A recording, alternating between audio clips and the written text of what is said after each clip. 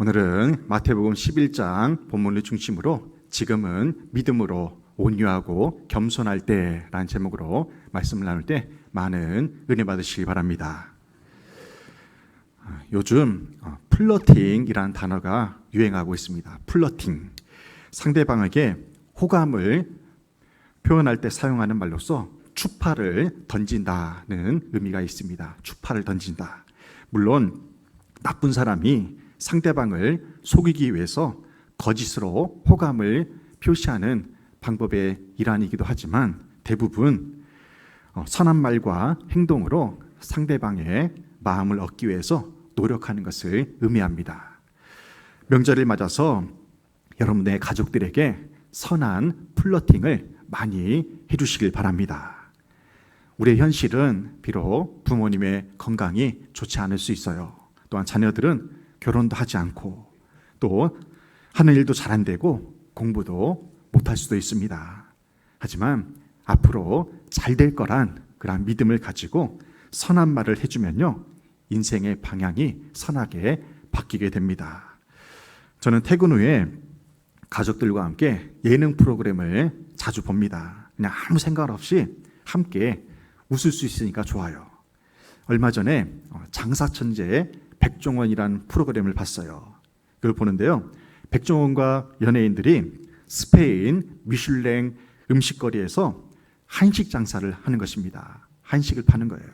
세계적인 음식거리에서 이 한식으로 사람들의 입맛을 사로잡는 모습에 감동을 받았습니다. 월드컵에서 이기는 것만큼이나 그렇게 우리나라가 뿌듯할 수가 없어요. 하루는 손님이 식당에 오질 않아요. 그러자 백종원이 참치전을 붙여가지고요, 냄새로 플러팅을 시도를 합니다. 여러분들 붙인 게 아시죠?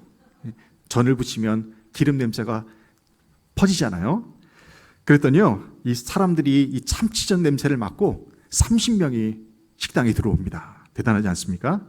구수한 냄새가 사람들에게 기대감을 심어준 것입니다. 우리가 주일 예배 11시 예배 때 주방에서 찌개 냄새와 또 기름 냄새가 나면 점심시세가 기대되는 것과 마찬가지예요. 이 장사천재 백종원이 참치전 냄새로 플러팅을 해서 손님이 30명 가까이 들어오자 이제 다음 플러팅을 이제 시전을 합니다. 그 뭐냐면요, 주방에서 방금 만든 뜨거운 볶음 우동을 이제 홀로 가지고 나와가지고요, 사람들이 보는 앞에서 그것을 접시에 담아요. 사람들이 막 환호를 합니다. 그 뜨겁게 김이 모락모락 나는 볶음 우동면이 눈에 보이니까 사람들이 관심을 갖고 너도 나도 환호를 하면서 나도 달라고 하는 거예요. 그 시끌벅적한 소리가 밖에 나가잖아요. 그러면 밖에 있던 사람들이 궁금해가지고 이제 기대감을 가지고 들어오는 것입니다. 백종원의 전략은요, 이렇게 냄새로 그리고 시각으로 그리고 청각을 이용해가지고 사람들을 이끄는 그러한 힘이 있었던 것입니다. 성경에서 플러팅의 대가가 있어요. 누구냐면 바로 사도 바울입니다. 사도 바울은요, 그 시대의 문화를 이용해가지고 그렇게 전도를 많이 했습니다. 바울이 굉장히 똑똑한 사람이었잖아요. 할 수 있는 모든 것을 다 동원해가지고 전도를 해요. 고린도서 2장 15절에서 이렇게 말씀해요. 우리는 구원받는 자들에게나 망하는 자들에게나 하나님 앞에서 그리스도의 향기니. 아멘. 바울이 그리스도인들을 그리스도의 향기로 비유한 이유가 있습니다. 고대 로마 제국에서는요, 전쟁에서 승리를 하면 그 승리의 표시로 만백성들에게 승리를 전해줘야 되는데 그 승리를 전해주는 표현 방법이 뭐였냐면요, 로마 제국의 가장 높은 산 위에 주피터 신전이 있습니다. 그 신전에서 향을 피워요. 그 향을 피우면 사람들이 그 향 냄새를 맡고 우리나라가 전쟁에서 승리했구나, 그 소식을 알게 돼요. 그러면서 그 향 냄새를 맡으면 사람들이 일제히 거리로 나옵니다. 거리로 나와서 우리나라가 승리했다면서 기뻐되며 춤추는 그러한 의식을 하는 것입니다. 바울이 이 향기 나는 그 향냄새를 바탕으로 이 말씀을 증거한 거예요. 신전에서 풍겨나는 향기가 승리의 소식을 전하는 표시가 되는 것처럼 하나님을 믿는 우리가 그리스도의 향기가 되어서 사람들을 구원으로 인도하는 역할을 해야 한다고 그렇게 증거한 것입니다. 오늘날 우리가 전도하기 어려운 시대를 살고 있습니다. 하지만 우리가 전도할 때에도 플러팅이 필요해요. 우리가 전도할 때 세 가지 플러팅을 잘하면 전도할 수 있습니다. 첫 번째는 뭐냐면요, 하나님 자랑하면 돼요. 우리 하나님 좋은 분이시다. 내가 믿어보니까 참 좋은 분이다. 하나님 자랑하면 돼요. 그리고 두 번째는 교회 자랑하면 됩니다. 우리 덕성교회 참 좋은 교회다. 그렇게 말하면요, 좋은 교회가 되는 거예요. 그리고 세 번째, 우리 교회 목사님 참 좋은 분이다. 이렇게 세 가지를 가지고 플러팅을 하면요, 전도할 수 있다는 것입니다. 우리의 말과 행실을 통해서 그리스도의 향기를 바람으로 날마다 부흥 성장하는 우리 덕성교회가 되기를 주님의 이름으로 축원합니다. 아멘. 나태주 시인이 쓴 서로가 꽃이란 시가 있습니다. 제가 한번 읽어드릴게요. 우리는 서로가 꽃이고 기도다. 나 없을 때 너 보고 싶었지. 생각 많이 났지. 나 아플 때 너 걱정됐지. 기도하고 싶었지. 그건 나도 그래. 우리는 서로가 기도하고 꽃이다. 참으로 아름다운 시이지 않습니까? 그런 의미에서 옆 사람과 이렇게 인사 나눌게요. 당신은 나의 꽃입니다. 당신은 나의 기도 제목입니다. 할렐루야. 우리는 서로가 꽃이자 기도입니다. 이러한 믿음의 관계가 되기를 주님의 이름으로 축원합니다. 사람은 사회적 동물이기 때문에 누군가의 영향을 받아 살아갈 수밖에 없습니다. 누군가에게 선한 영향력을 받기도 하고요, 누군가에게는 악한 영향을 받게 됩니다. 우리 믿음의 사람들은 서로에게 선한 영향력을 주는 믿음의 관계가 되어야 됩니다. 오늘 본문에서는 우리 인생의 영원한 롤모델이 되시는 예수님께 배우라고 말씀하고 있어요. 예수님께 배우라. 마태복음 11장 28절로 30절입니다. 다시 한번 함께 봉독하겠습니다. 수고하고 무거운 짐진 자들아, 다 내게로 오라. 내가 너희를 쉬게 하리라. 나는 마음이 온유하고 겸손하니 나의 멍에를 메고 내게 배우라. 그리하면 너희 마음이 쉼을 얻으리니 이는 내 멍에는 쉽고 내 짐은 가벼움이라. 아멘. 주님은 수고하고 무거운 짐을 지고 힘들어하는 영혼들을 초청하십니다. 마음이 온유하고 겸손하신 주님의 멍에를 메고 주님께 배우라 명하고 계세요. 그리하면 비로소 우리의 마음이 쉼을 얻으리라 그렇게 증거하십니다. 오늘도 명절이지만 수고하고 무거운 짐을 지고 성전에 나온 분들이 분명 계실 것입니다. 주님의 말씀을 받고 쉼을 얻으시기를 간절히 소망합니다. 여기서 예수님의 멍에를 메고 배우라고 했어요. 이 멍에가 무엇일까요? 멍에란 무엇입니까? 수레나 쟁기를 끌기 위해 소 목에 얹는 구부러진 막대를 말해요. 그래서 멍에를 맨다는 말은요, 마음대로 행동할 수 없도록 얽매이다는 뜻이 있습니다. 얽매인다. 그렇기 때문에 멍에를 맨다는 말은요, 주인이 있다는 반증이기도 해요. 나를 얽매이는 주인이 있다. 내게 주인이 있다라는 뜻이에요. 결론적으로 우리가 멍에를 맨다는 말은요, 내 인생을 내 마음대로 살아서는 안 된다는 그러한 의미가 담겨져 있습니다. 여러분은 여러분 뜻대로 인생을 살고 계십니까? 그렇지 않아요. 예수 믿는 우리는 그렇지 않아요. 우리는 주님의 멍에를 메고 주님이 기뻐하시는 삶을 살도록 그렇게 창조되었다는 것입니다. 예수님이 이 땅에 그렇게 오셨어요. 예수님은 하나님의 아들이지만 이 땅에 오실 때에는요, 멍에를 맨 짐승처럼 오셨다는 것입니다. 예수님은 신적인 권위로 이 세상을 지배하러 오신 것이 아니에요. 아버지의 뜻을 이루기 위해 성육신 하신 것입니다. 그렇다면 예수님이 지신 멍에가 무엇입니까? 우리가 잘 아는 십자가예요. 더욱 구체적으로 십자가 죽음의 멍에를 메고 이 땅에 오신 것입니다. 어떤 멍에든지 쉬운 것은 없습니다. 우리가 예수 믿는 순간 우리 각자가 짊어져야 할 십자가의 멍에가 있다는 사실입니다. 여러분들 등을 한번 만져보세요. 등을 한번 만져보십시오. 손으로. 여러분들의 십자가가 느껴집니까? 느껴져요? 느껴지면 정말 믿음이 좋으신 분이에요. 우리 각자의 등에는요, 예수님이 짊어지신 그 십자가의 멍에가 있습니다. 우리 개인이 짊어져야 할 각자의 십자가의 멍에가 있다는 것입니다. 여러분은 여러분에게 주어진 그 십자가의 멍에를 어떻게 지고 살고 계십니까? 어떤 분은 그래요. 조금만 힘들어도 아유 하나님 저 이 십자가의 멍에 못 매겠어요. 잠시 쉴래요. 못하겠습니다. 그런 분이 계십니다. 물론 예수님도 그 십자가의 멍에가 얼마나 무거웠던지 할 수만 있다면 이 잔을 내게서 물려달라고 그렇게 땀방울이 핏방울이 되도록 간절히 기도하셨습니다. 그만큼 그 십자가의 멍에는 지기 힘든 멍에였어요. 하지만 예수님은 내 원대로 마옵시고 아버지의 원대로 하옵소서 이렇게 순종함으로 끝까지 그 멍에를 짊어지셨습니다.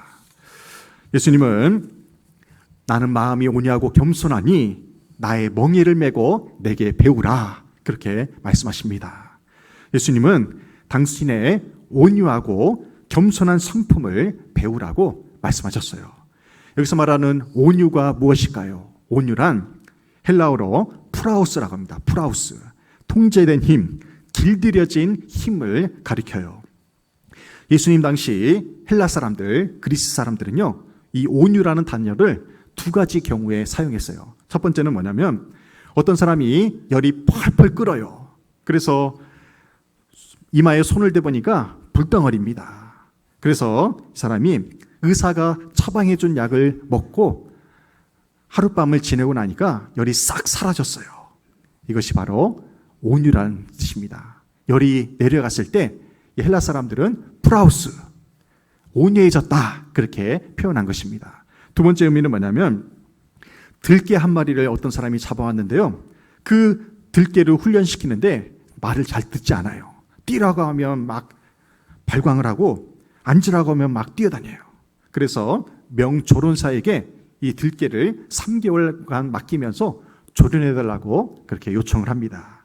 조련사가 이 들개를 당근과 채찍으로 잘 조련을 했어요. 그래서 뛰라면 뛰고 앉으라면 앉고 물어오라면 물어오는 그러한 조련된 그러한 들개가 되었습니다. 그래서 주인이 그 조련사에 의해서 잘 길들여진 들개를 보면서 이렇게 말하는 거예요. 프라우스, 프라우스, 온유해졌다 이렇게 말하는 것입니다.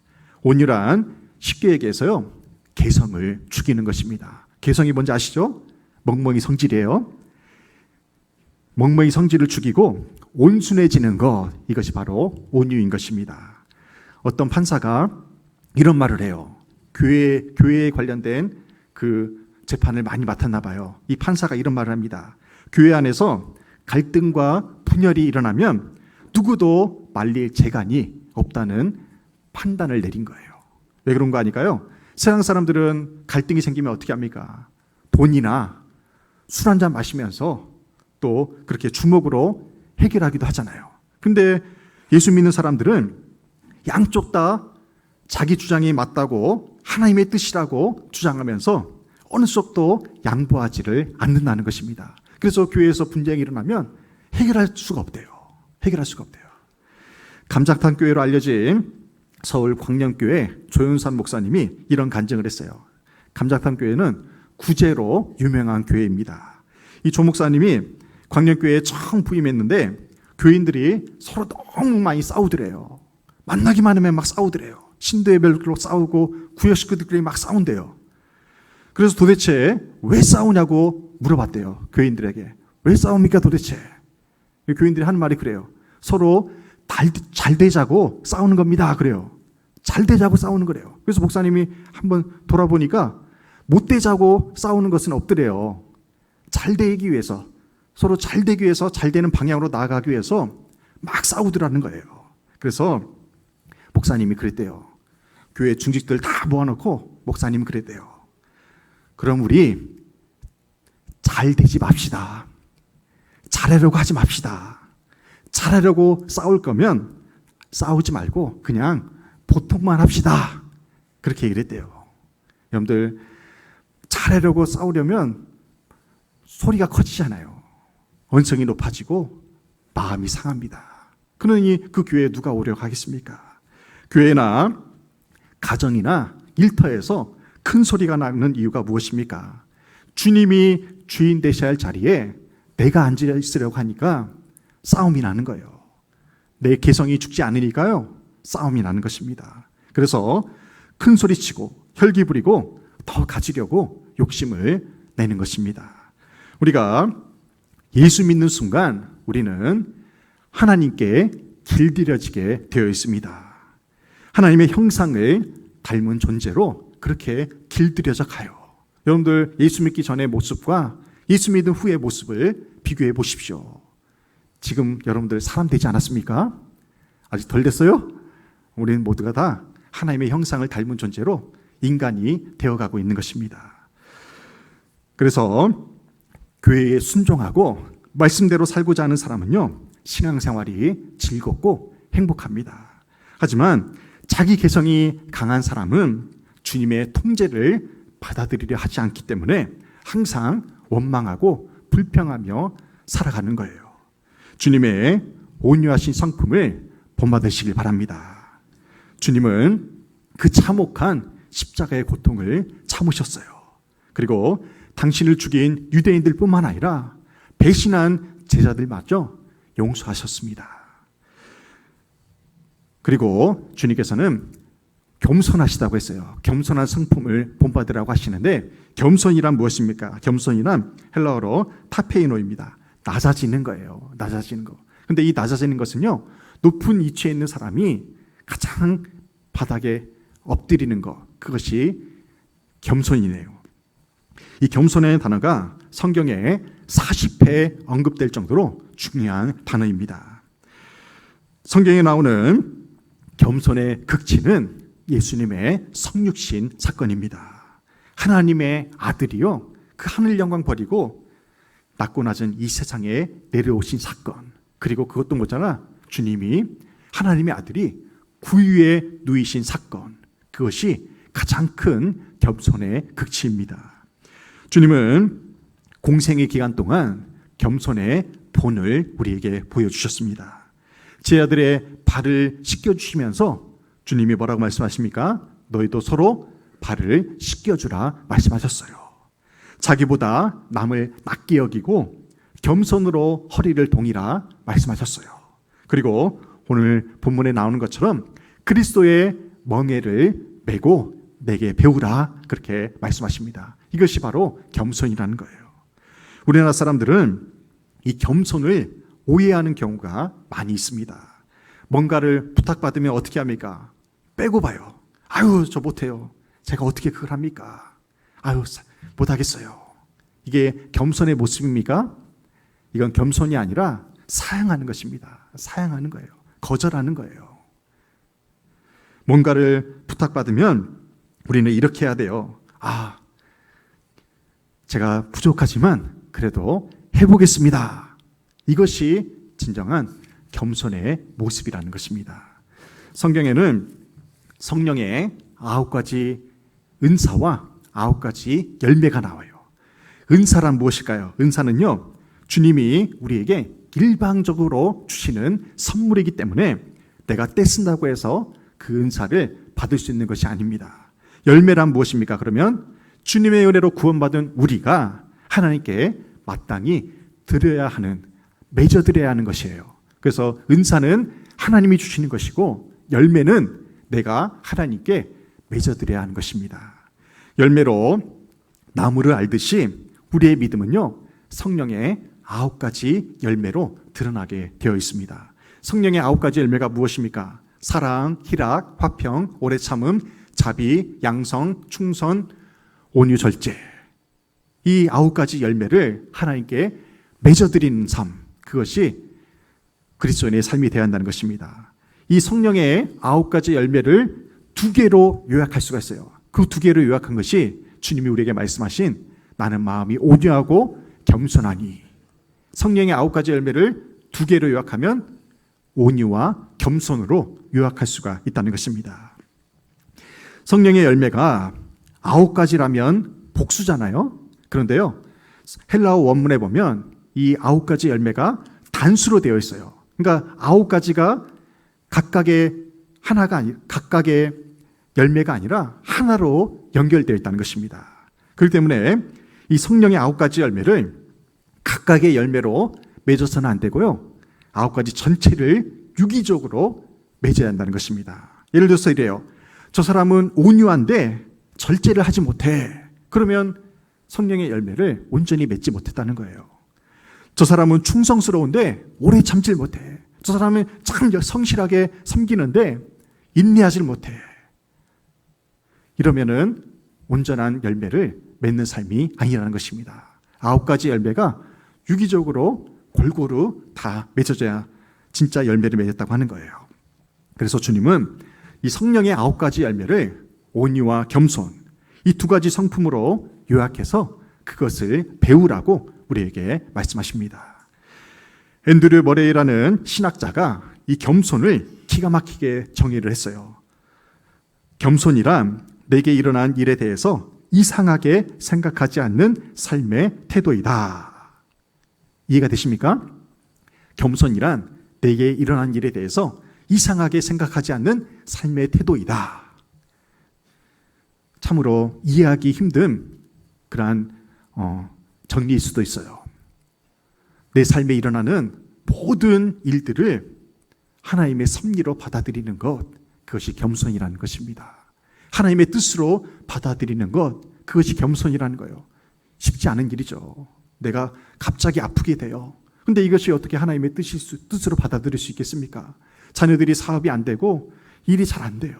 이것을 어떻게 하나님의 뜻으로 받아들일 수가 있겠습니까? 하지만 우리 삶에 일어나는 모든 일들을 하나님의 섭리로 받아들이는 것, 그것이 겸손이라는 것입니다. 내게 일어난 일을 왜 나만 겪는 고난이냐며 우리가 원망하고 순응하지 못할 때 우리는 쉽게 분노하고 화를 내게 됩니다. 우리가 분노하고 화를 내는 이유가 무엇입니까? 지금 내게 일어난 일을 하나님의 섭리로 받아들이지 못하기 때문에 화가 나는 거예요. 우리가 살면서 여러 가지 산과 골짜기를 만나게 됩니다. 행복할 때가 있으면 눈물 날 때가 있어요. 그것을 주님의 뜻으로 수용하는 태도를 가리켜서 성경은 온유와 겸손이라고 말씀하는 것입니다. 우리 삶에 일어나는 모든 일들을 하나님의 섭리로 받아들이는 그 믿음, 그래서 우리가 온유하고 겸손한 믿음으로 하나님께 나아가기를 간절히 소망합니다. 하나님께서 우리를 온유하고 겸손한 사람으로 만드실 때 사용하는 3가지 도구가 있습니다. 3가지 도구가 있어요. 첫 번째 도구는 뭐냐면 성경이고요. 두 번째 도구는 분별력, 세 번째 도구는 환경을 통해서 우리를 온유하고 겸손하게 만드십니다. 첫 번째 성경이에요. 하나님께서 우리의 성품을 둥글둥글하게 빚어가실 때 첫 번째로 사용하시는 것이 바로 이 하나님의 말씀입니다. 여러분은 사람의 성품이 바뀔 수 있다고 생각하십니까?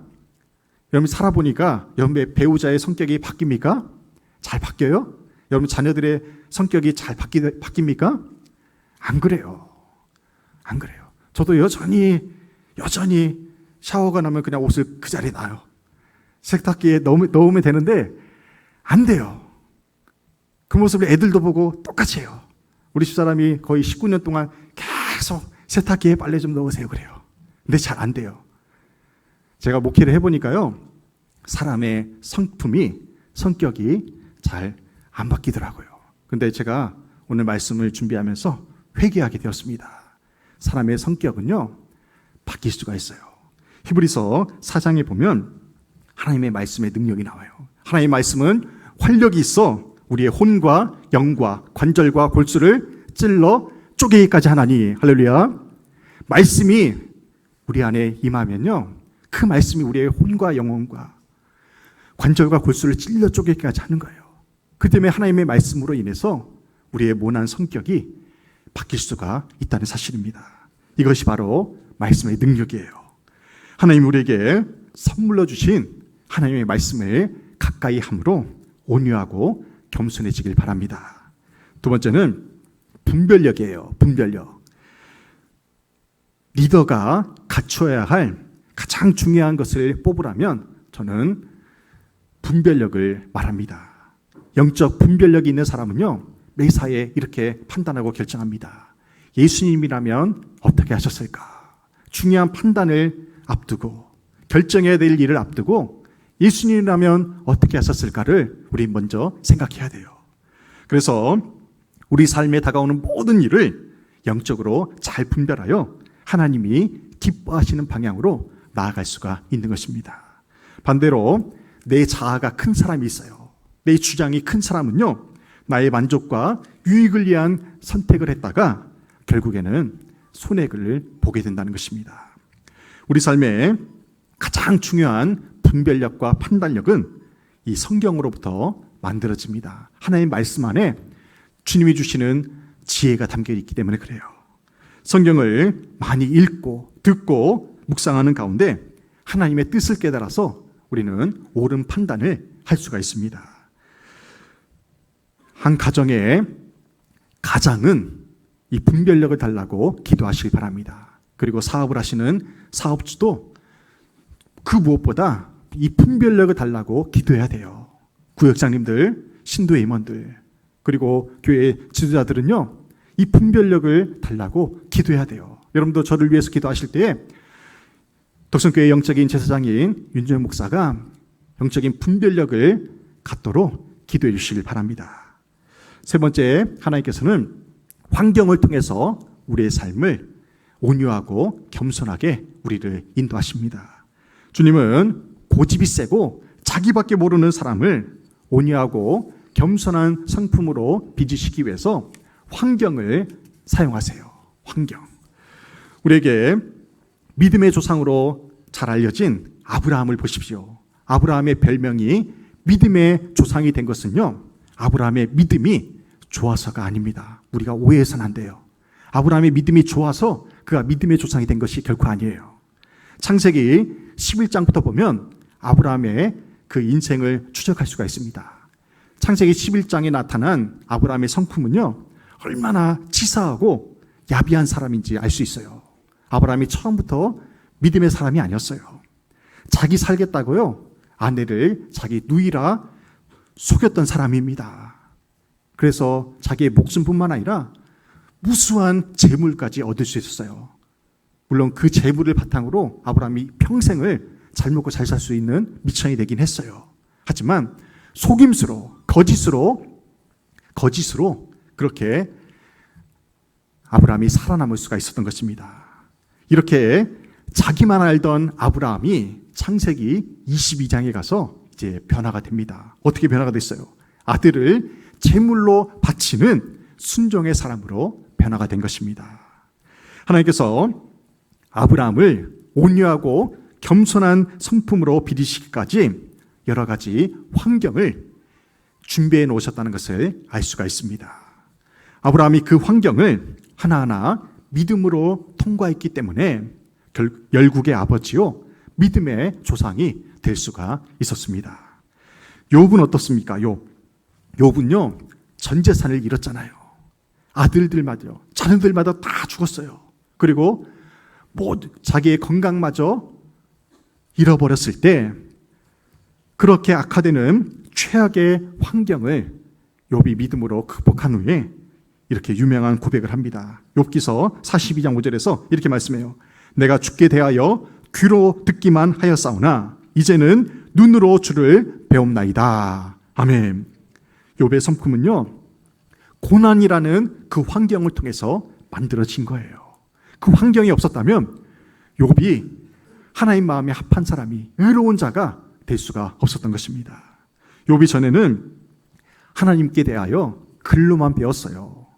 율법을 통해서만 배웠어요. 귀로만 들었습니다. 하지만 욥이 자신에게 다가온 그 고난을 통해서요, 이제는 어떻게 고백합니까? 눈으로 주를 직접 뵙게 되었다고 그렇게 고백을 한 것입니다. 우리가 신앙생활하면서 하나님, 이것만은 못하겠어요. 하나님, 이것만은 봐주세요. 그렇게 타협할 때가 얼마나 많이 있습니까? 그런데요, 하나님께서는 그것마저 포기하라고 우리를 순종의 환경으로 이끄신다는 것입니다. 우리 옛 어른들이 하는 말이 틀린 말이 하나도 없어요. 매 맞기 전에 순종하십시오. 매 맞기 전에 하나님께 돌아가시길 바랍니다. 하나님께서 우리에게 더욱더 고난의 환경으로 우리를 몰아넣으시기 전에 우리는 믿음으로 순종해야 됩니다. 그럴 때 우리의 삶에 평안이 임할 수가 있어요. 하나님께서 우리를 온유하고 겸손한 성품으로 빚으시는 세 가지 방법이 있다고 했습니다. 성경 말씀을 통해서, 분별력을 통해서, 그리고 환경을 통해서 우리를 온유하고 겸손하게 만드십니다. 주님은 나는 마음이 온유하고 겸손하니 나의 멍에를 메고 내게 배우라 말씀하십니다. 주님의 온유하고 겸손하신 성품을 본받아 주께서 쓰시겠다 하실 때 믿음으로 순종하여서 날마다 은혜가 넘치고 승리하는 여러분의 삶이 되시기를 주님의 이름으로 축원합니다. 아멘.